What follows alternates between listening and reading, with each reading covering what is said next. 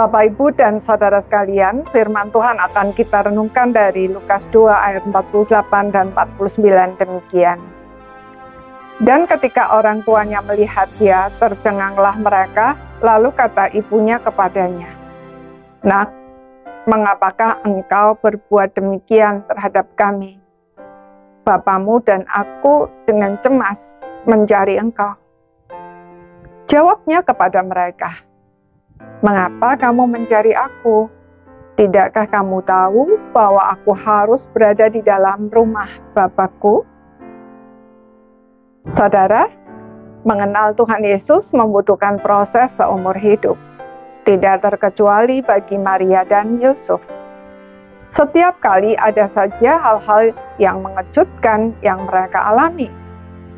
Saat itu, seperti semua anak Yahudi yang berusia 12 tahun, Tuhan Yesus untuk pertama kalinya diajak orang tuanya ke Bait Allah, yaitu pada hari Raya Paskah. Saat perayaan itu selesai, semua orang termasuk Yusuf dan Maria meninggalkan Yerusalem.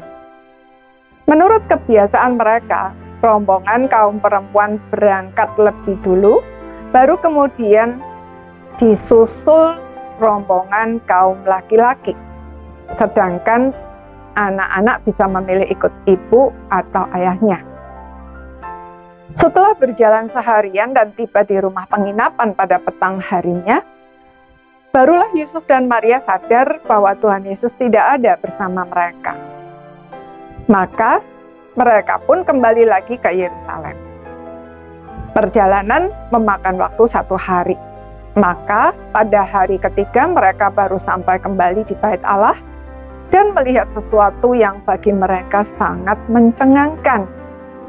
Tuhan Yesus yang baru berusia 12 tahun itu berdiskusi dengan para ahli kitab suci, dan para ahli itu pun kagum akan betapa dalam pengetahuannya akan firman Tuhan.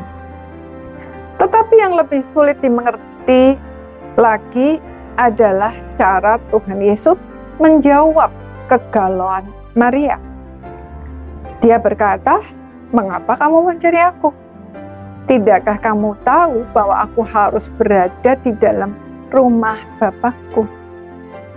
Apa maksud semua ini?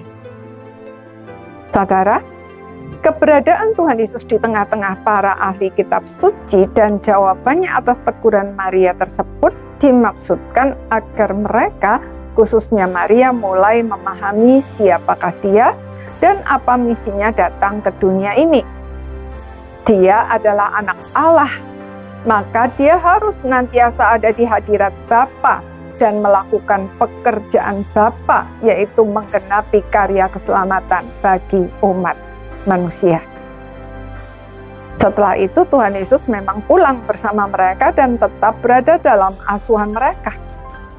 Tetapi bila tiba saatnya dia melayani, Maria atau siapapun tidak bisa menahan dia. Maria harus mulai belajar melepaskan kendali sebagai ibu dan memposisikan diri sebagai orang percaya. Saudara, apapun yang kita miliki saat ini, jabatan, harta, anak, dan lain sebagainya, suatu saat kita harus lepaskan.